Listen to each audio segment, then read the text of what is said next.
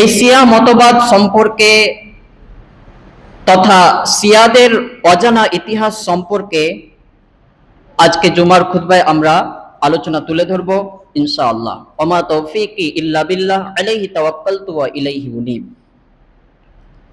সম্মানিত উপস্থিতি, যুগে যুগে ইসলামের নামে অনেক দল গজিয়েছে, অনেক দলের আবির্ভাব ঘটেছে। ইসলামের নামেই এমন কিছু দলের আবির্ভাব ঘটেছে যেগুলোর সাথে ইসলামের বিন্দুমাত্র সম্পর্ক নেই। এরা মূলত ইসলামেরই ক্ষতি করে এমন কিছু দল। তার মধ্যে অন্যতম এক নিকৃষ্ট ফেরকা হচ্ছে এই শিয়া। রাসূল সাল্লাল্লাহু আলাইহি ওয়াসাল্লাম তার জীবদ্দশাতেই ভবিষ্যৎবাণী করে গেছিলেন যে আমার উম্মত ৭৩ দলে বিভক্ত হবে। এই যে বিভক্তি, এই যে দলাদলি, এটা নতুন কিছু নয়, আর এটা আমরা চাইলেও বন্ধ করতে পারবো না। যে ইসলামে দলাদলি না হোক এটা তো আমরাও চাই। আল্লাহ তাআলাও আমাদেরকে নিষেধ করেছেন দলে উপদলে বিভক্ত হতে। তবে কিয়ামতের পূর্বে উম্মতে মুহাম্মাদীর মধ্যে যে এই দলাদলি হবে এটা বাস্তব, একে অস্বীকার করার কিছু নেই। রাসূল সাল্লাল্লাহু আলাইহি ওয়াসাল্লাম হাদিসে উল্লেখ করেছেন, সুনানে তিরমিজি কিতাবুল ঈমান হাদিস নম্বর 2641, মুস্তাদরাকুল হাকিম প্রথম খণ্ডে 218 পৃষ্ঠা হাদিস নম্বর 444, সিলসিলা সহিহা হাদিস নম্বর 1348 এবং মিসকাতুল মাসাবি কিতাবুল ঈমান হাদিস নম্বর 171। আলবানী রাহিমাহুল্লাহ মিসকাতের দ্বিতীয়বার তাহকিক করতে গিয়ে হাদিসটিকে সহিহ বলেছেন। আব্দুল্লাহ ইবনে আমর রাদিয়াল্লাহু তাআলা আনহু বলেন, রাসূল সাল্লাল্লাহু আলাইহি ওয়াসাল্লাম বলেছেন যে, পুরো হাদিসের অনুবাদ করছি না, রাসূল সাল্লাল্লাহু আলাইহি ওয়াসাল্লাম এক পর্যায়ে বলছেন যে ইন্না বানি ইসরাঈলা তাফাররাকাত আলা 72 মিল্লাতান, যে নিশ্চয়ই বানি ইসরাঈলরা 72 দলে বিভক্ত হয়েছিল। ওয়া তাফতারিকু উম্মতি আলা 73 মিল্লাতান, আর আমার উম্মত বিভক্ত হবে 73 দলে। মানে বিভক্তির দিক থেকে, দলাদলের দিক থেকে আমার উম্মত ইহুদি খ্রিস্টানকেও ছাড়িয়ে যাবে। কুল্লুহুম ফিন্নার ইল্লা মিল্লাতা ওয়াহিদা, এর সবগুলো জাহান্নামে যাবে একটি ব্যতীত। তখন সাহাবীগণ রাসূল সাল্লাল্লাহু আলাইহি ওয়াসাল্লামকে জিজ্ঞেস করলেন যে তারা কারা, যারা জান্নাতে যাবে তারা কারা? তখন রাসূল সাল্লাল্লাহু আলাইহি ওয়াসাল্লাম উত্তরে বললেন, মা আনা আলাইহি ওয়া আসহাবি, আমি এবং আমার সাহাবীরা যে আকীদা এবং আমলের উপর রয়েছি, সেই আকীদা এবং আমলের উপর যারা থাকবে তারাই হচ্ছে মুক্তিপ্রাপ্ত। এই যে রাসূল সাল্লাল্লাহু আলাইহি ওয়াসাল্লাম বাকি 72 দলকে জাহান্নামী বললেন, তার মানে এই নয় যে সবগুলোই চিরস্থায়ী জাহান্নামী, ব্যাপারটা এরকম নয়। এদের মধ্যে কিছু কিছু দল রয়েছে যেগুলো অবশ্যই চিরস্থায়ী জাহান্নামী, যেমন খারেজি, তারপরে আরো ইত্যাদি দল রয়েছে। আল্লাহ তাআলা বলছেন সূরা আনআম সূরা নম্বর 6 আয়াত নম্বর 159, ইন্নাল লাযিনা ফাররাকু দীনাহুম ওয়া কানু শিয়া'আন লাস্তা মিনহুম ফি শাই, যে নিশ্চয়ই যারা স্বীয় ধর্মকে, স্বীয় দ্বীনকে খণ্ড বিখণ্ড করেছে, ওয়া কানু শিয়া'আন, এবং নিজেরা বিভিন্ন দলে উপদলে বিভক্ত হয়ে পড়েছে, লাস্তা মিনহুম ফি শাইইন, হে মুহাম্মদ সাল্লাল্লাহু আলাইহি ওয়াসাল্লাম তাদের কার্যকলাপের সাথে আপনার কোনো সম্পর্ক নেই। ইন্নামা আমরুহুম ইলাল্লাহ, নিশ্চয়ই তাদের বিষয়টি আল্লাহর উপর ন্যস্ত। সুম্মা ইউনাব্বিহুম বিমা কানু ইয়াফআলুন, অতঃপর তিনি তাদেরকে জানিয়ে দিবেন তারা দুনিয়াতে যা করত। আল্লাহ তাআলা এই আয়াতে আমাদেরকে দলে দলে বিভক্ত হতে নিষেধ করলেন। এবার আসুন মূল আলোচনার দিকে আমরা এগিয়ে যাই। প্রথমে আমরা জেনে নিব শিয়াদের পরিচয়। শিয়া কারা?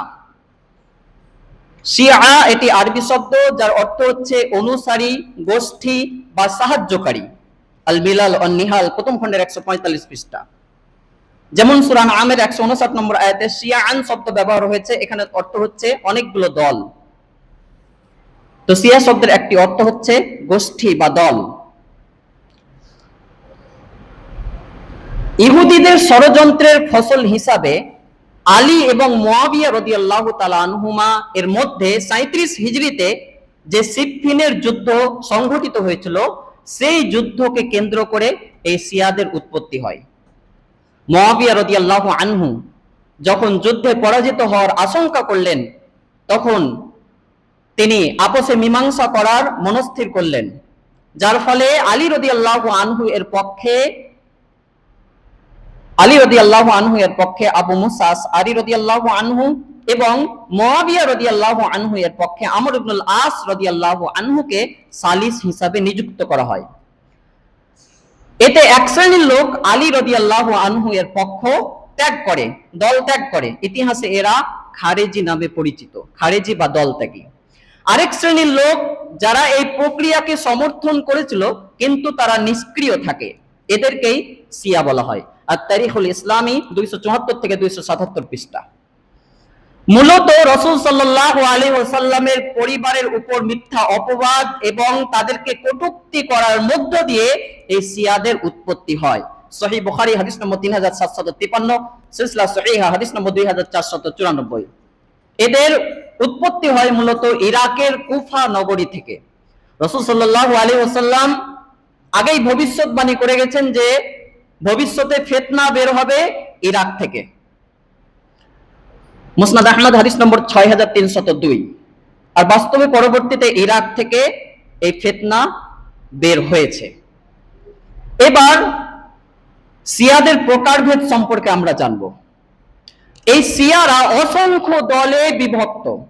ঐতিহাসিক আল মাকরিজি রাহিমাহুল্লাহ বলছেন, মৃত্যু 845 হিজরি, তিনি বলছেন যে শিয়ারা নিজেদের মধ্যে 3 শতাধিক দলে বিভক্ত।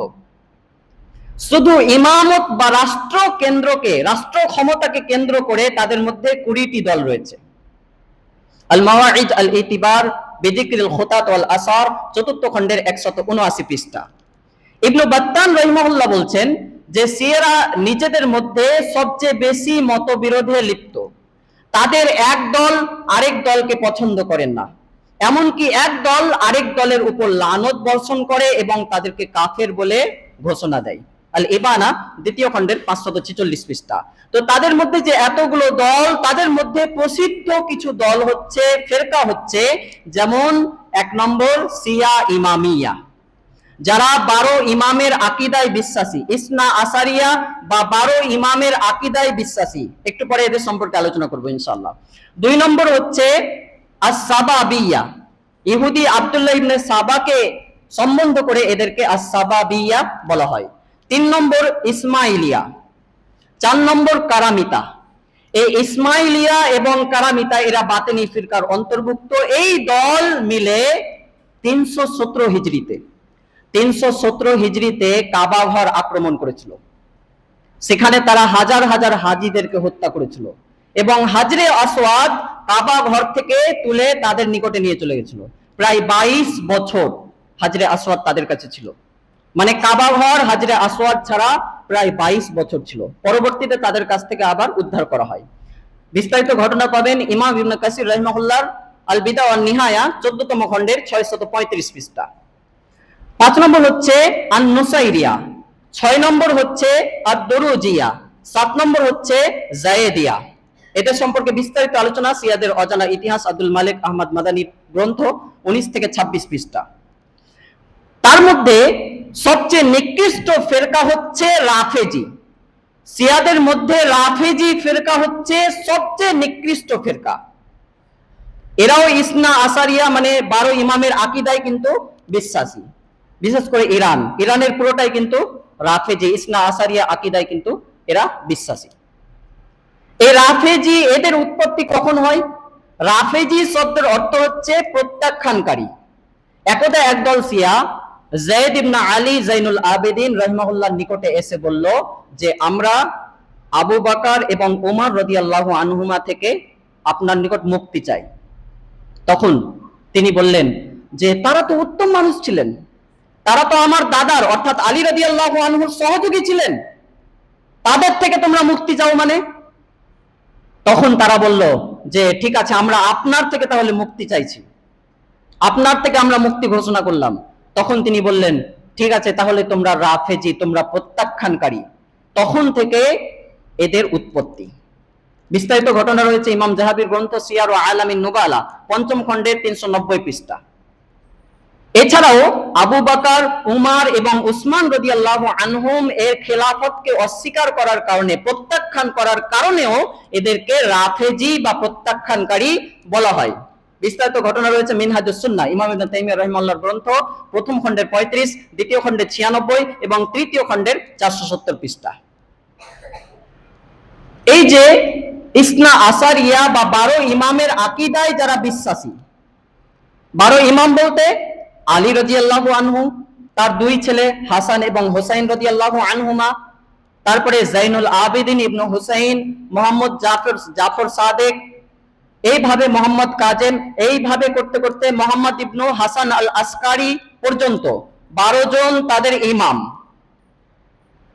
এদের এই 12 জন ইমাম সম্পর্কে নিকৃষ্ট জঘন্য আকীদা রয়েছে, যেগুলো শুনলে আমাদের চোখ কপালে উঠে যাবে। আজকে দেখুন যে আমাদের সমাজে এক শ্রেণীর মানুষ যারা নিজেদেরকে সালাফি বলে দাবি করে, নিজেদেরকে আহলে হাদিস বলে দাবি করে, অথচ এদের কাছে আকীদার জ্ঞান নেই, আকীদার ন্যূনতম এদের কাছে জ্ঞান নেই, যার কারণে এরা শিয়াদেরকে নিজেদের ভাই বলে ডাকে, ইরানকে ইসলামী রাষ্ট্র বলে, যেখানে পুরো ইরান হচ্ছে এই রাফেজি এবং ইসনা আসারিয়া আকীদায় বিশ্বাসী। এদের আকীদাগুলো শুনুন কত নিকৃষ্ট। ইসনা আসারিয়া এই যে 12 জন ইমামের আকীদায় যারা বিশ্বাসী, যাদেরকে ইমামিয়া বলা হয়, ইমাম সম্পর্কে এদের আকীদা দেখুন। তাদের গ্রন্থ থেকে রেফারেন্স দিচ্ছি। মুহাম্মদ ইবনে ইয়াকুব আল কুলাইনি একজন শিয়া লেখক, তার গ্রন্থ উসুলুল কাফি 259 নম্বর পৃষ্ঠায় তিনি লিখছেন যে তাদের এই 12 জন ইমাম গোটা পৃথিবীর মালিক। নাউজুবিল্লাহি মিন যালিক। সারা পৃথিবীর মালিককে মহান আল্লাহ, যার কোনো শরীক নেই, যার কোনো অংশীদার নেই, অথচ এদের ইসনা আসারিয়া 12 ইমামের আকীদায় যারা বিশ্বাসী, তাদের এই নিকৃষ্ট আকীদা যে তাদের ইমামরা নাকি গোটা পৃথিবীর মালিক।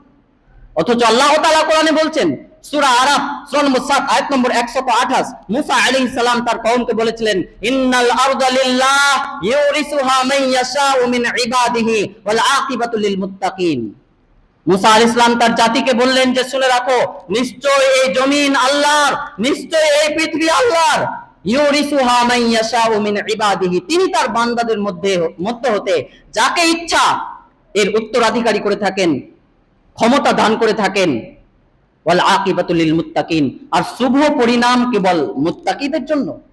এছাড়া আরো এই কথা বলা রয়েছে সূরা আল ইমরান সূরা নম্বর 3 আয়াত নম্বর 189। তাদের আরো নিকৃষ্ট আকীদা হচ্ছে যে তাদের ইমামদের অনুমতি ছাড়া আল্লাহ তাআলা নাকি তার কোনো বান্দার উপর হুজ্জাত বা দলিল কায়েম করতে পারবেন না। নাউজুবিল্লাহি মিন যালিক। মাহমুদ আসকালানি প্রণীত আকাঈদুস শিয়া 45 পৃষ্ঠা। তাদের আরো নিকৃষ্ট আকীদা হচ্ছে যে, এটি লিখছে মুহাম্মদ ইবনে ইয়াকুব আল কুলাইনি তার গ্রন্থ উসুলুল কাফি প্রথম খণ্ডের 165 পৃষ্ঠা। তাদের এই 12 জন ইমাম নাকি মাসুম অর্থাৎ নিষ্পাপ, এবং তারা নাকি গায়েব বা অদৃশ্যের খবর রাখে।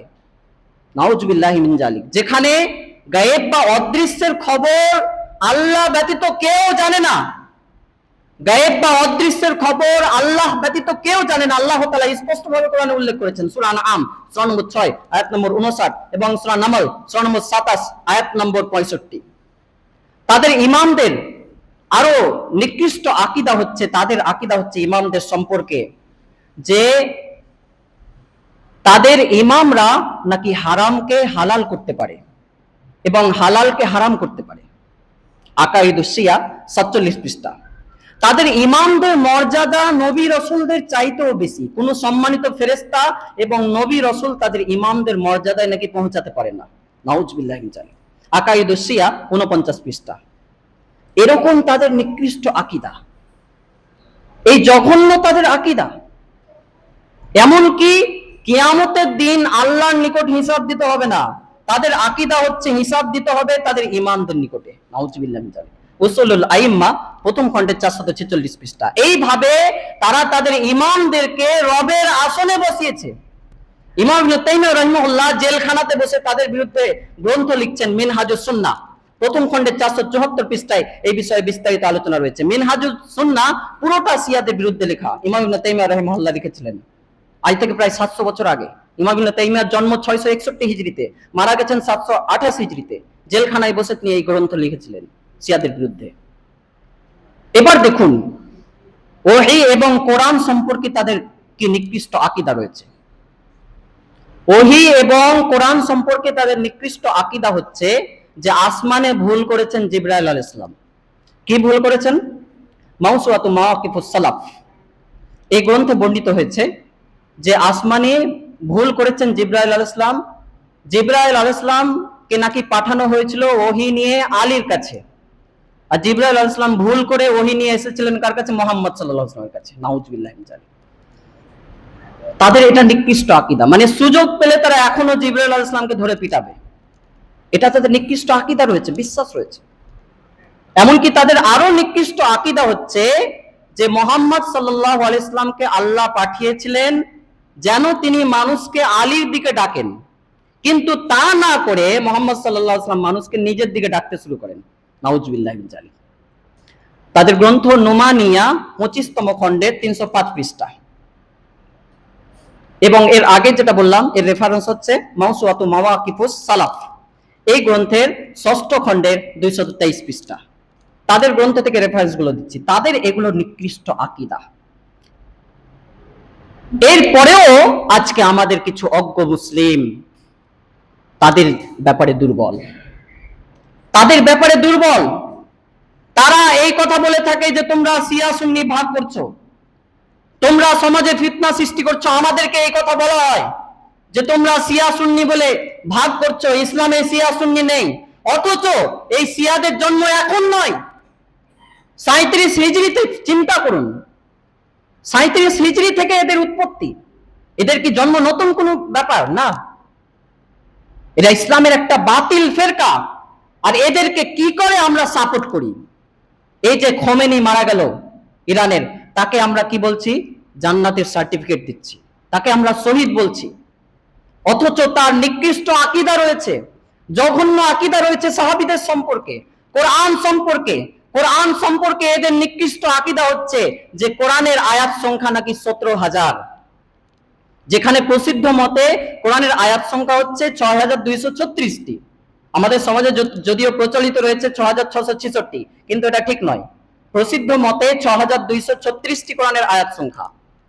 আর তাদের আকীদা হচ্ছে কোরআনের আয়াত সংখ্যা নাকি 17,000, এবং তাদের নিকটে রয়েছে মুসাহাফে ফাতেমি, যেটা এই কোরআনের চাইতে আরো 3 গুণ বড়। তাদের কোরআন হচ্ছে 90 পারা। নাউজুবিল্লাহি মিন যালিক। চিন্তা করা যায়। আর এদেরকে আমরা বলছি যে এরাই হচ্ছে হিরো, এরাই মুসলিমদের জন্য লড়াই করছে। আমাদের আকীদার ন্যূনতম জ্ঞান না থাকার কারণে এক শ্রেণীর ভাই এই ধরনের মন্তব্য করছে। আল্লাহ তাদেরকে সঠিক বুঝ দান করুন, আমিন।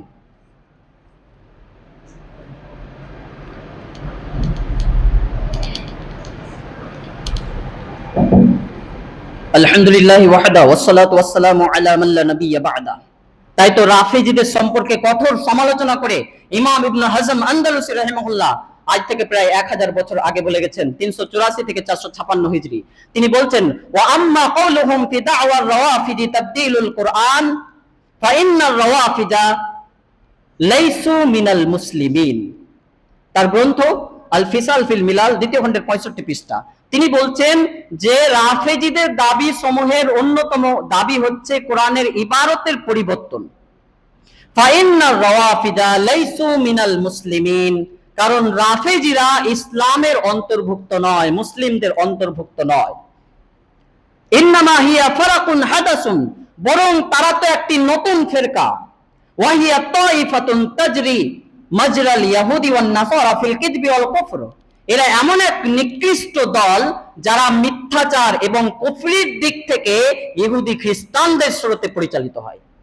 ইমাম ইবনে তাইমিয়া রাহিমাহুল্লাহ বলছেন, আর রাফিজাতু আকযাবুন নাস, তার গ্রন্থ মিনহাজুস সুন্নাহ প্রথম খণ্ডের 25 পৃষ্ঠা। তিনি বলছেন রাফেজি ফিরকা হচ্ছে মানুষের মধ্যে সবচেয়ে বড় মিথ্যাবাদী। ওয়াযালিকা ফীহিম কদিম, আর এটা তাদের প্রাচীন অভ্যাস। তাদের মধ্যে শিয়াদের মধ্যে একটা তাকিয়া নীতি রয়েছে। তাকিয়া নীতি মানে মানুষকে ধোঁকা দেওয়ার নীতি। বিশেষ করে আহলে সুন্নাত ওয়াল জামাতকে, মানে আমাদেরকে ধোঁকা দিয়ে তারা নেকি অর্জন করে, এটা তাদের আকীদা। একজন আহলে সুন্নাত ওয়াল জামাতকে যত ধোঁকা দিতে পারবে একজন শিয়া, তত নাকি তারা বেশি নেকি পাবে। চিন্তা করুন, সাহাবীদের সম্পর্কে তাদের আকীদা জানেন? মিনহাজুস সুন্নাহ প্রথম খণ্ডের 39 পৃষ্ঠা, সাহাবীদের সম্পর্কে তাদের আকীদা হচ্ছে যে রাসূল সাল্লাল্লাহু আলাইহি ওয়াসাল্লামের সকল সাহাবীদের মধ্যে হাতে গোনা কয়জন ব্যতীত, যাদের সংখ্যা 10 জনের বেশি হবে না, যাদের সংখ্যা 10 জনের বেশি হবে না, এই 10 জন শুধুমাত্র নির্দোষ, বাকি সবাই তাদের দৃষ্টিতে কাফের। নাউজুবিল্লাহি মিন যালিক। আবু বকর উমর তো তাদের দৃষ্টিতে বড় কাফের। নাউজুবিল্লাহি মিন যালিক। জান্নাতের সুসংবাদ প্রাপ্ত সাহাবী, তাদের আকীদা হচ্ছে, তাদের বিশ্বাস হচ্ছে, সিয়া লেখক লিখছেন মোহাম্মদ ইবনে ইয়াকুব আল কুলাইনি তার ফরউল কাফি তৃতীয় খণ্ডে 224 পৃষ্ঠা, সে লিখছে যে যে ব্যক্তি ফরজ সালাতের পর আবু বকর, উমর, উসমান, মুয়াবিয়া, আয়েশা রাদিয়াল্লাহু আনহা এবং হাফসা রাদিয়াল্লাহু আনহা এর উপর অভিশাপ বর্ষণ করবে, সে আল্লাহর অতি নৈকট্যশীল বান্দা হতে পারবে। নাউজুবিল্লাহি মিন যালিক।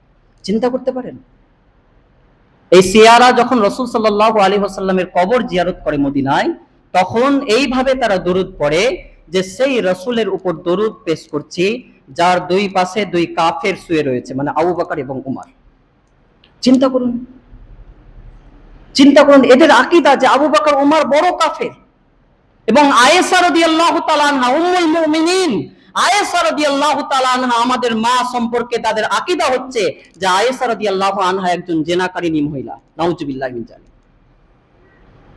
বনু মুস্তালিক যুদ্ধে সাফওয়ান বিন মুআত্তাল রাদিয়াল্লাহু আনহুকে কেন্দ্র করে মুনাফিকরা যেই কথা রটিয়েছিল, যেই জেনার কাহিনী তারা রটিয়েছিল, অথচ আল্লাহ তাআলা তার পবিত্রতার বিষয়ে কোরআনের আয়াত অবতীর্ণ করছেন।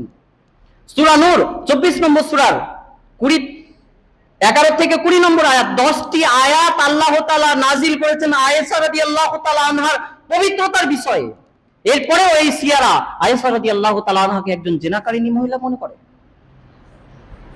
তাদের ইমাম, তাদের একজন লেখক মাজলিসি হাক্কুল ইয়াকিন 374 নম্বর পৃষ্ঠায় লিখছে যে তাদের যে প্রতীক্ষিত মাহদি, আমাদের মাহদি নয়, মানে আমরা যাকে মাহদি বলে মনে করি, তিনি তো আসবেন হাসান রাদিয়াল্লাহু আনহুর বংশে, আর তাদের মাহদি আসবে হোসাইনের বংশে। হোসাইন ছাড়া তারা কিছু বুঝে না, হোসাইনের বংশে আসবে।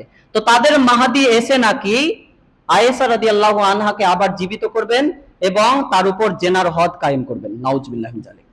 তাদের মাহদি এসে নাকি আবু বকর এবং উমরকে কবর থেকে তুলে আবার শুলে চড়াবে। নাউজুবিল্লাহি মিন যালিক। এটা তাদের আকীদা। আমাদের হৃদয়ে রক্তক্ষরণ হয় যে সাহাবীদের সম্পর্কে তারা এই আকীদা পোষণ করে, এরপরেও এক শ্রেণীর মুসলিম, এক শ্রেণীর সালাফি দাবিদার এই সমস্ত যুবকরা কিভাবে তাদেরকে সাপোর্ট করতে পারে, কিভাবে বলতে পারে যে ইরান একটা ইসলামী রাষ্ট্র, যেখানে এই শিয়ারা যুগে যুগে আহলে সুন্নাত ওয়াল জামাআতের অনুসারীদেরকে কচুকাটা করেছে। এর ইতিহাস রয়েছে লম্বা। তাদের আকীদাই হচ্ছে, তাদের দৃষ্টিতে আমরা তাদের নিকট কাফের। আহলে সুন্নাত ওয়াল জামাআতের লোকেরা শিয়াদের নিকটে কাফের, তাদের এটা আকীদা। আহলে সুন্নাত ওয়াল জামাতকে, জামাতের অনুসারীদেরকে হত্যা করা, তাদের ধনসম্পদ লুট করা, তাদের মেয়েদেরকে ধর্ষণ করা, এগুলো তাদের কাছে জায়েজ। আর যার কারণে যুগে যুগে তারা অসংখ্য হত্যাকাণ্ড চালিয়েছে। লেবানন, সিরিয়া, তারপরে ফিলিস্তিন সহ আরো আফ্রিকা বিভিন্ন জায়গায় তারা যুগে যুগে হত্যাকাণ্ড চালিয়েছে। সম্মানিত উপস্থিতি, এগুলো হচ্ছে তাদের নিকৃষ্ট আকীদা। আরো কিছু আকীদা রয়েছে, যেমন মুতা বিবাহ সম্পর্কে। ইসলামে মুতা বিবাহ হারাম। মুতা বিবাহ মানে কন্টাক্ট বিবাহ, যেটা এক সময় জায়েজ ছিল, পরবর্তীতে সেটাকে হারাম ঘোষণা করা হয়। রাসূল সাল্লাল্লাহু আলাইহি ওয়াসাল্লাম সেটাকে নিজে হারাম ঘোষণা করেন। মানে কন্টাক্ট বিবাহ, কিছু টাকার বিনিময়ে একজন মহিলাকে বিবাহ করলো, কিছু দিনের মধ্যে আবার তাকে ছেড়ে দিল, আরেকজনকে এভাবে করলো। এটা হচ্ছে মুতা বিবাহ, কন্টাক্ট বিবাহ। শিয়াদের নিকট এটা জায়েজ। শুধু জায়েজ নয়, তাদের আকীদা হচ্ছে যে একজন মুমিন নারীর সাথে মুতা বিবাহ করলে 70 বার কাবা জিয়ারত করার চাইতেও বেশি নেকি হবে। মিসবাহুত তাহাজ্জুদ 252 পৃষ্ঠা। এমনকি আকাইদুস শিয়া গ্রন্থের 95 পৃষ্ঠায় বর্ণিত হয়েছে যে মুতা বিবাহ তাদের নিকটে সালাত, সিয়াম, হজ, যাকাতের চাইতেও গুরুত্বপূর্ণ। নাউজুবিল্লাহি মিন যালিক।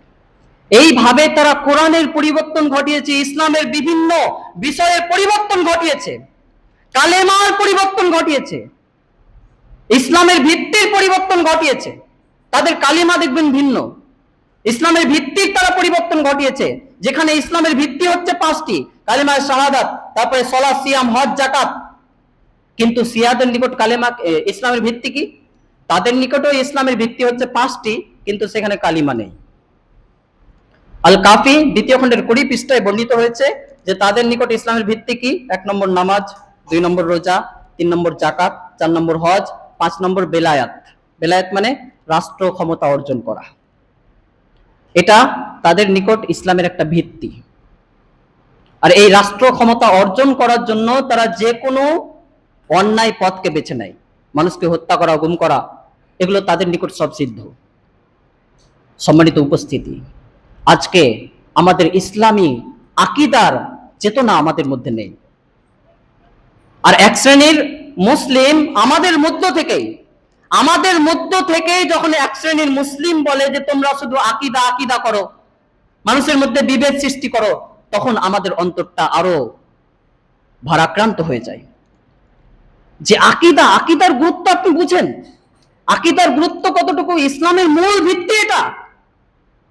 শেখ আব্দুল আজিজ বিন আব্দুল্লাহ বিন বাজ রাহিমাহুল্লাহ বলছেন তার আকীদাতুস সহিহা ওয়া মা ইউজাদ্দুহা গ্রন্থের 3 পৃষ্ঠায় তিনি বলছেন আল আকীদাতুস সহিহাতু হিয়া আসলু দীনিল ইসলামি ওয়া আসাসুল মিল্লাহ, যে বিশুদ্ধ আকীদা হচ্ছে দ্বীন ইসলামের শিকড় এবং মুসলিম মিল্লাতের সুদৃঢ় ভিত্তি। এই আকীদা হচ্ছে ইসলামের ভিত্তি। এই আকীদা যদি কারো সঠিক হয় তাহলে তার আমল ইবাদত কবুল হবে, আর আকীদা যদি বিশুদ্ধ না হয়, বেঠিক হয়, তাহলে তার আমল ইবাদত কোনো কবুল হবে না। ইবাদত কবুল হওয়া না হওয়া নির্ভর করে আকীদার উপর। সেখানে কিভাবে আমরা বলতে পারি যে তোমরা শুধু আকীদা আকীদা করছো, মুসলিমদের মধ্যে বিভেদ সৃষ্টি করছো? সম্মানিত উপস্থিতি, এরকম যারা কথা বলে নিঃসন্দেহে তারা জ্ঞান পাপী। নিঃসন্দেহে আকীদার ন্যূনতম জ্ঞান তাদের মধ্যে নেই, যার কারণে এই টাইপের কথা বের হয়। ইরানকে আমরা অহরহ সাপোর্ট করছি, ইরানের খমেনিকে তারপরে আরো ওদেরকে আমরা হিরো বানিয়ে দিচ্ছি, তাদেরকে জান্নাতের সার্টিফিকেট দিচ্ছি, শহীদ বলছি। এগুলো মূলত জ্ঞানের স্বল্পতার কারণে, মূর্খতার কারণে এই জাতীয় কথা আমাদের মুখ থেকে বের হয়। আব্দুল করিম শাহরাস্তানী রাহিমাহুল্লাহ চূড়ান্ত কথা বলে গেছেন আজ থেকে প্রায় 1000 বছর আগে। তিনি বলছেন যে ইন্না দাওয়া শিয়াতি লাইসাত হুজ্জাতুন আলাল কুরআন ওয়ালা আলাল মুসলিমিন লিআন্না শিয়াতা গায়রু মুসলিমিন। তার গ্রন্থ আল মিলাল ওয়ান নিহাল 2য় খণ্ডের 78 পৃষ্ঠা তিনি বলছেন যে 479 থেকে 548 হিজরি, তার জন্ম 479 হিজরিতে এবং মৃত্যু 548 হিজরিতে, মানে আজ থেকে প্রায় 900 বছর আগে। তিনি বলছেন ইন্না দাওয়া শিয়াতি লাইসাত হুজ্জাতুন আলাল কুরআন ওয়ালা আলাল মুসলিমিন। শিয়াদের দাবি সমূহ, শিয়ারা যে দাবি করে থাকে কোরআন সম্পর্কে আর অন্যান্য সম্পর্কে, তাদের দাবি সমূহ কোরআনের উপরেও দলিল নয়, ইসলামের উপরেও দলিল নয়, মুসলিমদের উপরেও দলিল নয়। লিআন্না শিয়াতা গায়রু মুসলিমিন, কেননা শিয়ারা মুসলিম নয়। সোজা কথা। কি করে মুসলিম হতে পারে চিন্তা করুন। যারা কোরআনের পরিবর্তন করেছে, কোরআনের আয়াতের পরিবর্তন করেছে, কোরআনের মন গড়া ব্যাখ্যা করেছে, যারা কোরআন নাকি তাদের নিকট 90 পারা, কোরআনের আয়াত নাকি তাদের নিকট 17,000, এইভাবে যারা সাহাবীদেরকে, সম্মানিত আবু বকর, ওমর, ওসমান সহ এদেরকে কাফের বলে, আমাদের মা আয়েশা রাদিয়াল্লাহু আনহাকে যারা জিনাকারিনী মহিলা বলে, নাউজুবিল্লাহ, এরা কি করে মুসলিম হতে পারে? চিন্তা করুন, একটু কমন সেন্স খাটান। কমন সেন্স তো থাকা উচিত। মূলত শিয়াদের সম্পর্কে জ্ঞানের অভাব থাকার কারণে আজকে আমরা তাদেরকে সাপোর্ট করছি, তাদেরকে বাহবা দিচ্ছি, তাদেরকে হিরো বানিয়ে তুলছি, মূলত আমাদের জ্ঞানের স্বল্পতার কারণে। সম্মানিত উপস্থিতি, আকীদা সম্পর্কে, এই জন্য আকীদা সম্পর্কে জ্ঞান অর্জন করতে হবে। প্রত্যেক মুসলিমকে আকীদা সম্পর্কে জানতেই হবে, এর কোনো গত্যান্তর নেই। আজকে ফেসবুক আমাদের কাছে হয়ে গেছে দিন শিক্ষার মাধ্যম। ফেসবুকে যেটা আমরা দেখি, সোশ্যাল মিডিয়ায় যেটা দেখি, সেখান থেকে আমরা দিন শিক্ষা করার চেষ্টা করি, সেটাকে আমরা মানে মূল সোর্স মনে করি, অথচ কোরআন হাদিস সাইডে রয়েছে, যার কারণে আরো বিভ্রান্তি ছড়াচ্ছে আমাদের সমাজে। সম্মানিত উপস্থিতি, যেটা বলতে চাচ্ছি যে আকীদা সম্পর্কে আমাদেরকে জ্ঞান অর্জন করতে হবে, এর কোনো বিকল্প নেই। আকীদা সম্পর্কে অবশ্যই অবশ্যই আমাদেরকে জ্ঞান অর্জন করতে হবে। যদি আমরা আকীদা সম্পর্কে জানি, ইসলামে এই যে ফেরকাগুলো রয়েছে, খারিজি সম্পর্কে আমাদের জানা নেই, খারিজি সম্পর্কে অধিকাংশ মুসলিমের জ্ঞান নেই, যার কারণে খারিজি বক্তার ভক্ত অধিকাংশ যুবক, আর ভক্ত হয়ে ওই সমস্ত বক্তার ভক্ত হয়ে সমাজে এরা ফিতনা ছড়াচ্ছে, সমাজে বিভ্রান্তি সৃষ্টি করছে। আহলে হাদিস বলা যাবে না, মুসলিম বলতে হবে, আহলে হাদিস একটা ফিরকা, এইভাবে তারা কি করছে, জ্ঞান, এই যে এগুলো কথা যারা বলে, বুঝে নিবেন যে এদের কাছে আকীদার কোনো জ্ঞান নেই, আহলে হাদিস সম্পর্কে ন্যূন ধারণা নেই, যার কারণে এই কথাগুলো এদের মুখ থেকে বের হয়। সম্মানিত উপস্থিতি, আমাদের জানতে হবে, আমাদের জ্ঞান অর্জন করতে হবে, এর কোনো গত্যান্তর নেই। আল্লাহ তাআলা আমাদেরকে বারবার কোরআনে উৎসাহ করেছেন, ফাআলাম আন্নাহু লা ইলাহা ইল্লাল্লাহ, সূরা মুহাম্মদ 47 নম্বর সূরার 19 নম্বর আয়াত, যে আপনি প্রথমে এই জ্ঞান অর্জন করুন যে আল্লাহ ছাড়া কোনো সত্য ইলাহ নেই। আল্লাহ সম্পর্কে জ্ঞান অর্জন করতে হবে, বিশেষ করে ইসলামের যেগুলো মৌলিক বিষয় সেগুলো সম্পর্কে তো জ্ঞান অবশ্যই রাখতে হবে। কিন্তু আজকের বাস্তবতা হচ্ছে যে আদার্স নলেজ গুলো তো বাদ দিলাম, ইসলামের যেগুলো মেন সোর্স সেগুলো সম্পর্কেও আমরা অজ্ঞ, যার কারণে যাকে তাকে আমরা ইসলামে হিরো বানিয়ে দিচ্ছি। আল্লাহ তাআলা আমাদের বিষয়গুলো বোঝার তৌফিক দান করুন। সময় শেষ, তাই পরিশেষে আল্লাহ তাআলার কাছে দোয়া করি, আল্লাহ তাআলা আমাদেরকে এই সিয়াদের থেকে, এই নিকৃষ্ট বাতেনি ফিরকা সিয়াদের থেকে আহলে সুন্নাত ওয়াল জামাআতকে রক্ষা করুন, আমিন। যুগে যুগে যে এই সিয়ারা হত্যাকাণ্ড চালিয়েছে আহলে সুন্নাত ওয়াল জামাআতের উপর, আল্লাহ তাআলা তাদের সকল চক্রান্তকে নস্যাৎ করে দিন, আমিন। আল্লাহ তাআলা আমাদেরকে তৌফিক দান করুন, আমরা যাতে আকীদা এবং ইসলামের মৌলিক বিষয়গুলো সম্পর্কে জ্ঞান অর্জন করার ব্যাপারে তৎপর হয়ে আল্লাহ তাআলা আমাদের সেই তৌফিক দান করুন, আমিন। আমাদের মাঝে যারা অসুস্থ রয়েছেন আল্লাহ তাআলা তাদেরকে আরোগ্য দান করুন, এবং যারা মারা গেছেন তাদের কবরের শাস্তি আল্লাহ তাআলা মাফ করুন। এই দাবি, এ দোয়া রেখে আজকের সংক্ষিপ্ত খুতবা এখানে ইতি করলাম। ওয়া আখিরি দাওয়ানা আনিল হামদুলিল্লাহি রাব্বিল আলামিন।